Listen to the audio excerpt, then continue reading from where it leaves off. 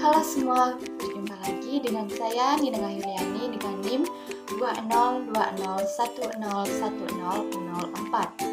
Pendidikan Bahasa dan Sastra Indonesia. Pada video kali ini saya akan memaparkan materi mengenai jenis-jenis dalam pidato. Untuk itu, mari kita simak videonya. Jenis-jenis pidato dapat terbagi menjadi dua, yaitu berdasarkan tujuannya dan berdasarkan metode penyampaiannya. Berdasarkan tujuannya, pidato dapat dibagi tiga, yaitu pidato informatif, pidato persuasif, dan pidato rekreatif. Dan berdasarkan metode penyampaiannya dapat dibagi menjadi tiga, yaitu yang pertama impromptu, yang kedua manuskrip, yang ketiga menghafal, dan yang keempat extemporer.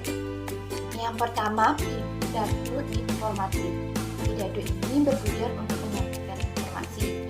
Menurut Enger, Hanroy, dan Grobeck pada tahun 1981 menyebutkan dalam bukunya pidato dapat dibagi menjadi tiga, yaitu yang pertama oral report atau laporan tertulis, yang kedua oral instruction atau pelajaran, yang ketiga informatif lecture atau kuliah. Pidato informatif merupakan upaya untuk menanamkan pengertian, karena pidato informatif harus jelas, logis, dan sistematis. Isi pidato informatif yaitu yang pertama, gagasannya tidak terlalu banyak. Yang kedua, jelaskan istilah-istilah aneh atau kabur. Yang ketiga, atur kecepatan informasinya. Dan yang keempat, gunakan kata-kata yang kompleks. Adapun topik pengembangan bahasan dalam pengantar, yaitu yang pertama, menarik perhatian. Yang kedua, mengumumkan topik. Yang ketiga, menegaskan relevansi. Yang keempat, membangun kredibilitas. Dan yang kelima, menyusun pesan. Yang kedua, pidato persuasif. Pidato persuasif yaitu bertujuan untuk mempengaruhi pendapat, sikap, dan tingkah laku audiens. Adapun pesan dari pidato persuasif yaitu yang pertama, menarik perhatian, yang kedua, meyakinkan, dan yang ketiga, menyentuh dan menggerakkan. Yang ketiga, pidato rekreatif. Pidato rekreatif adalah jenis pidato yang umumnya memiliki sikap ringan, tidak memiliki tujuan tertentu seperti pidato informatif dan pidato persuasif. Namun, pidato rekreatif suka dilakukan karena memerlukan keterampilan berbicara dan juga kecerdasan.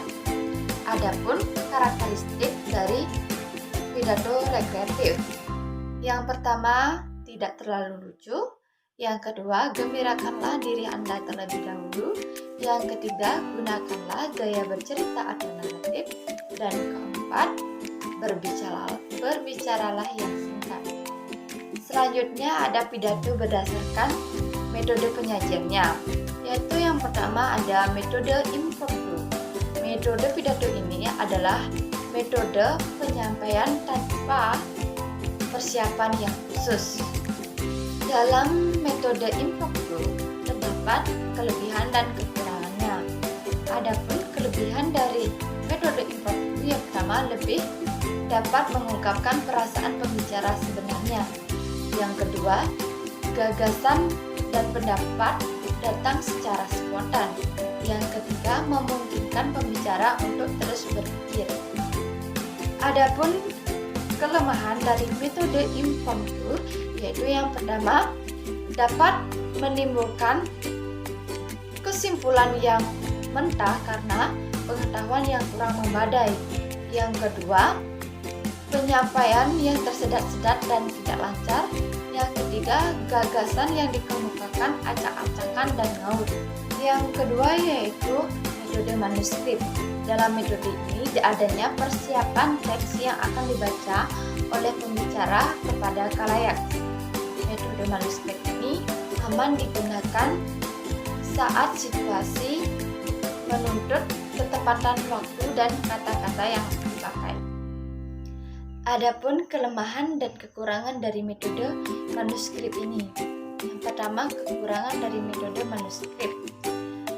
Yang pertama yaitu ada komunikasi pendengar akan berkurang karena pembicara tidak dapat berbicara langsung kepada mereka. Yang kedua, bersifat kaku. Dan yang ketiga, umpan balik tidak dapat diubah. Sedangkan kelebihan dari metode manuskrip yang pertama, isi pembicara dapat disusun sebaik mungkin.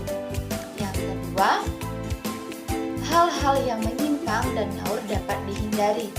Yang ketiga, manuskrip dapat diterbitkan dan diperbanyak. Yang ketiga, metode menghafal. Dalam metode ini biasanya digunakan mengenai kasus-kasus politik yang bersifat sensitif dan waktu yang sangat singkat. Metode menghafal ini mengharuskan penyampaian menulis bahan penyampaian pembicaraan kata demi kata dan menghafalnya dengan baik. Yang keempat, metode extemporer. Metode extemporer adalah metode yang baik digunakan pembicaraan di depan umum.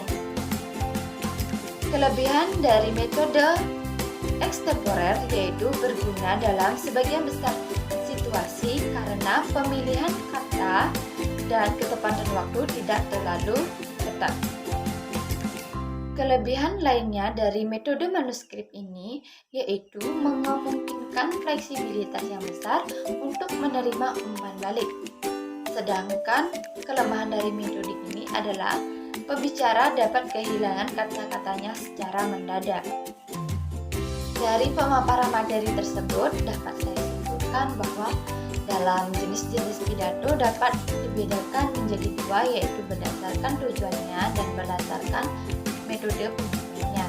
Berdasarkan tujuannya, pidato dapat dibagi menjadi tiga, yaitu yang pertama ada pidato informatif, yang kedua ada pidato persuasif, dan yang ketiga pidato rekreatif. Sedangkan berdasarkan metode penyampaiannya dapat dibagi menjadi empat, yaitu yang pertama metode impromptu, yang kedua metode manuskrip, dan yang ketiga metode menghafal, dan yang keempat metode extemporer. Sekianlah yang dapat saya sampaikan. Jika ada kesalahan kata, saya mohon maaf dan saya tutup dengan mengucapkan